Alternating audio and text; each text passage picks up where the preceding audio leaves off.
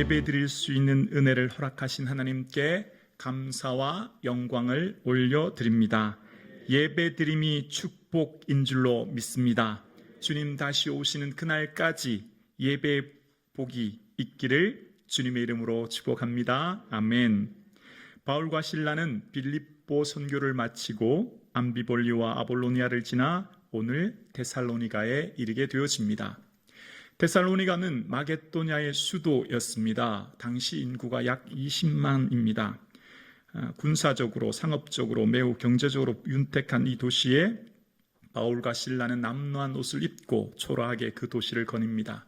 인구 20만의 대도시에 보이는 것은 황제상과 거대한 신전들 그리고 원형 극장들과 찬란한 도시 문화였습니다.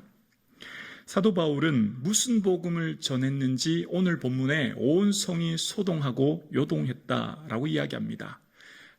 오늘 본문의 소동이라고는 논어는 폭동이 일어났다는 것인데요. 바울 한 사람의 복음이 무엇이길래 데살로니가 전체 사람들이 폭동이 일어나는 메시지가 되었을까요?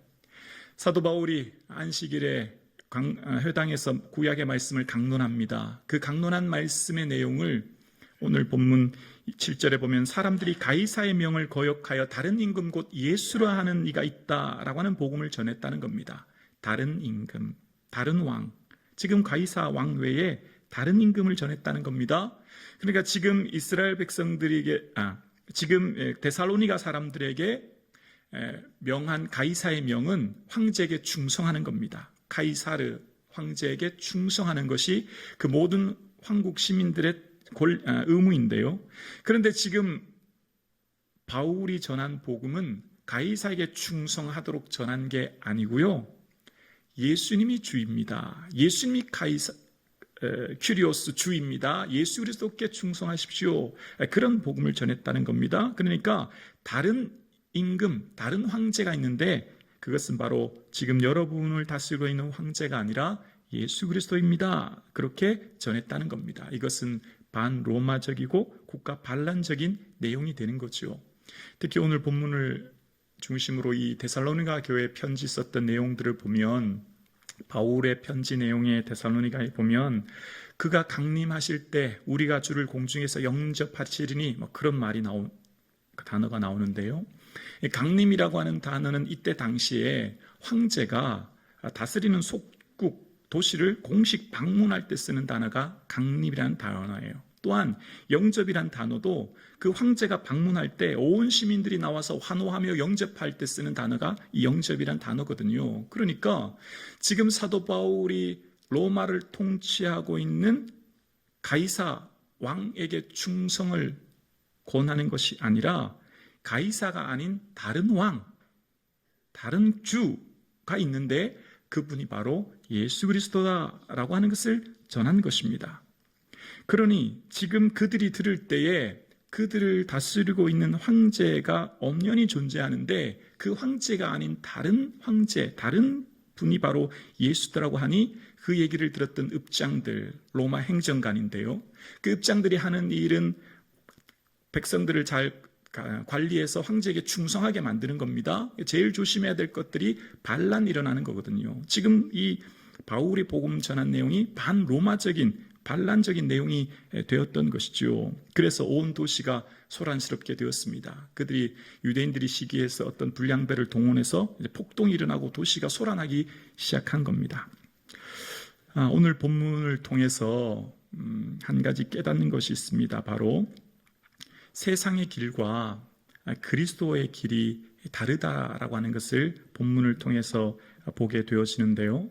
자, 바울이 전한 복음의 구체적인 내용, 그러니까 우리의 주는 카이사르가 아니라 우리의 주는 예수 그리스도입니다 라고 하면서 예수님은 어떤 분인지를 아주 구체적으로 설명할 때 3절에 보면 그리스도가 해를 받고 죽은 자 가운데서 다시 살아날 뿐입니다 라고 하는 것을 전했다는 거예요. 그러니까 예수님은 해를 받고, 여기 쓰인 단어는 고난이라는 의미인데요, 예수님은 고난받고 죽으시고 부활하신 분입니다 라고 하는 것을 전했다는 겁니다. 그러니까 지금 예수님께서 이 땅에 오신 것은 고난의 길, 낮아지는 길, 하향을 지향하는 삶을 사셨다는 거예요.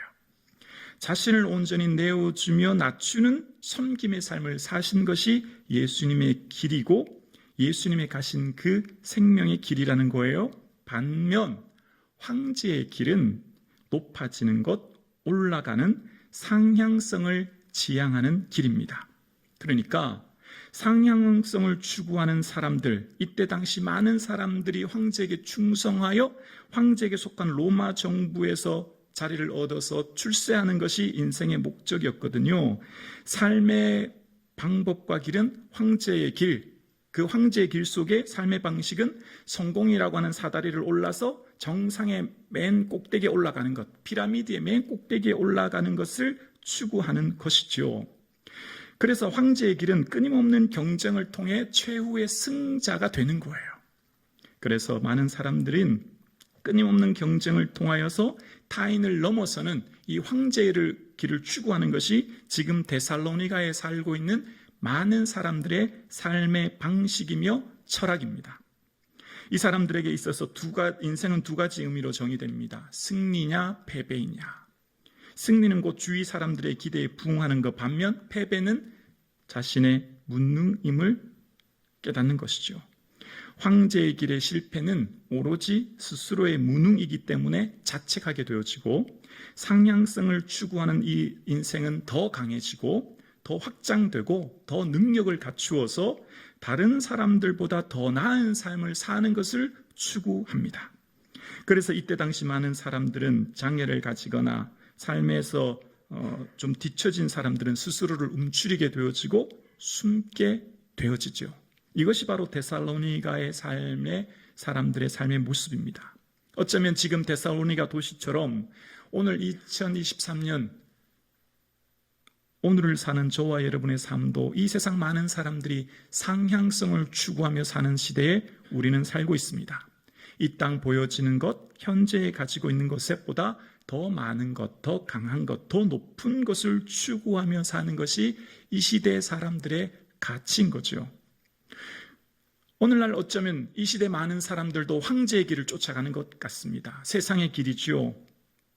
황제의 길을 쫓는 사람들의 특징은 내가 내 인생의 주인이 되어서 이 땅에서 더 풍요롭고 더 나은 삶을 사는 것, 자신의 만족과 유익을 쫓아 살아가는 삶이 바로 황제의 길이지요.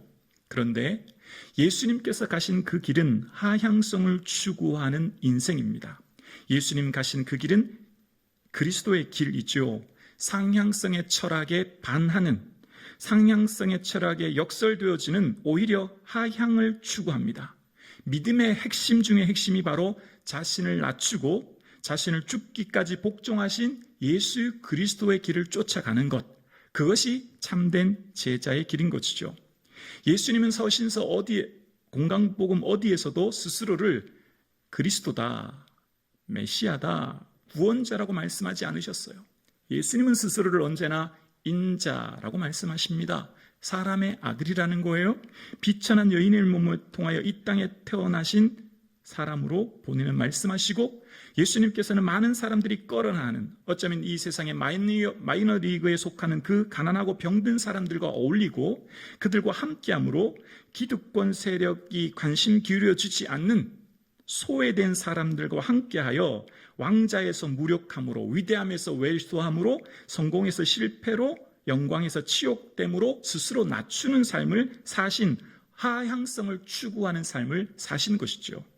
그래서 예수님께서는 이 땅에 오셔서 해를 받으셨습니다. 고난 받으신 거예요. 그 고난의 핵심은 하향성, 낮아지심인 것입니다. 그래서 빌립보서에 말씀하기를 자기를 비우시고 낮추시고 죽기까지 복종하신 분이 예수 그리스도다 말씀하시는 거예요.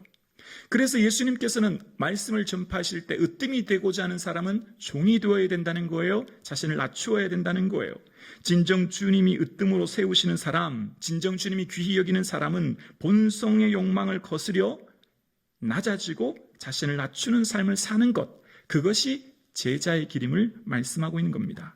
복음은 상향을 지향하는 사회의 기본 전제인 자신의 욕망을 뒤집어 엎고 전복시키는 거예요. 그러니까 지금 데살로니가에서 바울이 전파한 이 복음이 데살로니가의 많은 사람들의 가치관을 전복시키고 뒤엎은 것이죠.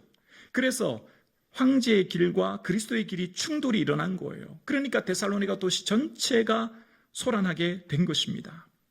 낮아지는 길이 실패의 길처럼 보입니다. 절망의 길처럼 보입니다. 세상 사람들이 보기에 위험해 보입니다. 그러나 예수님께서는 우리에게 요구하시고 예수님이 먼저 가신 그 길을 따르라 말씀하십니다. 우리를 통하여 낮아지고 비우고 하향을 추구하는 삶을 살라고 말씀하시는 거예요. 오늘 2부 예배 드리시는 사랑하는 성도님, 예수님이 가신 그 길이 생명의 길이요, 진리의 길이요, 영생의 길임을 우리는 믿습니다. 예수님 가신 그 길 따라갈 수 있기를 주의 이름으로 축원합니다. 그 길이 그리스도의 길이요, 제자의 길이요, 그 길은 바로 낮아짐의 길이요, 자신을 비우는 길이요, 섬김의 길인 것이지요. 그리스도의 길은 자신의 인생의 주인이 예수 그리스도임을 고백하여 이 땅에서의 보여지는 삶에 아니하여 만족하기보다 보이지 않은 하나님 나라의 영광을 바라보며 그 나라에 있을 영광 속에 오늘 현재를 살아가는 것입니다. 오늘 2부 예배 드리시는 사랑하는 성도님, 여러분의 삶의 소망이 이 땅에 있는 것이 아니라 하나님 나라의 소망 두실 수 있기를 주님의 이름으로 축원합니다. 여러분은 지금 어떤 길을 가고 계시는지요? 무엇을 추구하며 이 땅을 살아가시는지요? 무엇을 소망하며 이 땅을 살아가시는지요? 예수님 가신 그 길, 그리스도의 길, 낮아짐의 길을 바라볼 수 있는 믿음이 저와 여러분 가운데 있기를 주 이름으로 축원합니다. 임직식을 앞두고 있습니다. 안수 집사님, 권사님 피택을 하려고 합니다. 피택을 하려고 하니 많은 분들이 그렇게 생각해요. 부담스럽습니다. 이렇게 말해요. 자격이 없습니다. 라고 이야기합니다. 왜 그럴까요? 높아진다고 생각하기 때문이에요. 왜 우리 머릿속에 그런 생각이 있냐면 로마 캐톨릭의 그 계급화된 직분 구조 때문입니다. 교황이 있고 추기경이 있고 대주교가 있고 주교가 있고 신부가 있고 성도가 있다. 이런 하이라키 계급 서열화 구조 때문이에요. 그래서 우리는 어떤 생각을 하냐면 장로님이 계시고 안수 집사님이 계시고 집사님이 계시고 서리 집사가 있고 밑에 성도가 있다. 뭐 이런 사고가 우리 머릿속에 있는 것 같아요. 로마의 계급화 서열화된 구조에서 종교개혁에서 나왔죠. 우리는 만인 제사장이에요. 모두가 다 하나님 택하신 거룩한 제사장입니다. 로마 캐톨릭은 피라미드 구조의 계급화된 서열화된 직분 구조를 가지고 있지만 개신교는 리폼 처치인 우리는 개혁교회는 원형적인 직분 구조를 가지고 있어요. 모두가 동일한 거죠. 높고 낮음이 없는 것입니다. 아니요, 오히려 낮아지는 거예요. 오히려 예수 그리스도를 믿고 참된 제자의 길을 가는 것, 오늘 어쩌면 직분이 세워진다고 하는 것은 더 낮아지는 거죠. 낮아짐의 길이 어쩌면 많은 분들을 섬겨야 하기 때문에 힘들 수 있습니다. 네, 고난의 길입니다. 눈물의 길입니다. 하루하루 생활하는 직장 생활 속에 힘들고 지칩니다. 스트레스 받는 일이 한두 개가 아니고요. 지금 섬기는 봉사도 나를 지치게 만들고 너무나 힘이 듭니다. 근데 더 많은 봉사를 하라고 하니 교회에서 너무한 것 아닙니까? 아마 그런 생각 드실 것 같아요. 네, 맞습니다. 임직은 더 무겁고 더 힘들고 더 어려운 고난의 길을 가는 것이 맞습니다. 더 낮아지는 것이기 때문에 더 많은 섬김이 있는 것 또한 맞습니다. 그런데 이 길이 그리스도의 길인 것을 우리는 믿습니다. 황제의 길, 나만의 만족과 유익을 위해 넓은 길을 추구하는 인생이 아니라 예수 그리스도의 길, 좁고 협착하고 고난의 길일지라도 이 길 속에 하나님의 영광의 은혜가 있는 줄로 믿습니다. 이 길을 걸어가는 동안 눈물이 날 수 있습니다. 이 길을 걸어가는 것이 힘들고 지칠 수 있습니다.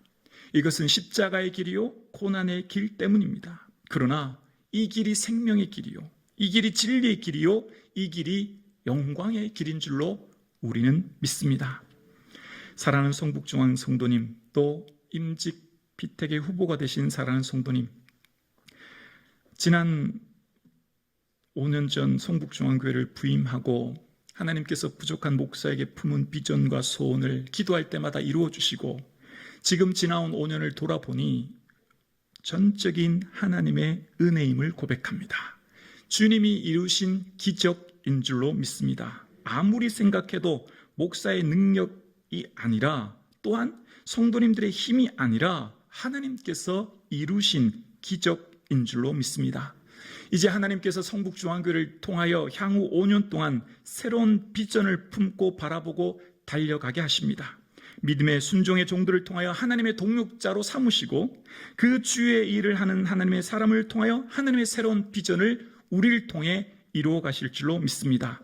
하나님의 일은 사람을 통하여 이루시죠. 예수님이 제자를 부르셨듯 하나님은 하나님의 위대한 역사를 순종하는 소수와 동역자를 통해 일하시는 것입니다.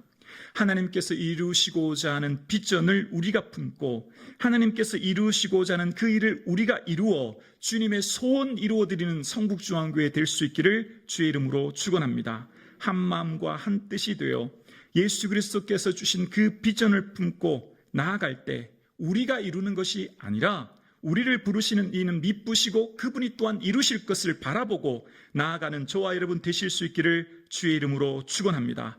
몸된 교회는 함께 지어져 가는 공동체입니다. 오늘 세워질 믿음의 동력자들을 통하여 하나님께서는 하나님 나라의 주역으로 삼으시고, 향후 5년 동안 이루실 놀라운 비전의 목격자 되는 증인의 삶을 살게 될 줄로 믿습니다. 하나님께서 성북중앙교회를 통하여 새로운 비전을 주시고 우리를 통해 이루실 일들의 주인공이 되는 우리 온 성도님들, 또한 피택되신 후보자님들 되실 수 있기를 주의 이름으로 축원합니다. 거대한 데살로니가 도시 전체를 뒤흔들었던 복음의 내용은 그리스도가 해를 받고 다시 사신 제자의 길이었습니다. 거대한 데살로니가 도시 전체를 요동하게 했던 그 복음의 역사가 오늘 우리에게도 임하여서 겨자씨와 같이 작고 보잘것없는 이 말씀이 우리 심경에 세워지고, 우리를 통하여, 우리 성북중앙교회를 통하여 지역과 민족을 섬기는 놀라운 역사가 일어나게 될 줄로 믿습니다. 이제 여러분의 선택을 예수님께서 기다리십니다. 화려하고 풍요로운 이 땅의 황제의 길을 갈 것인가, 아니면 고난과 눈물의 길, 예수 그리스도께서 가신 십자가의 길을 갈 것인가, 믿음의 선택을 할 수 있는 저와 여러분 되실 수 있기를 주의 이름으로 축원합니다.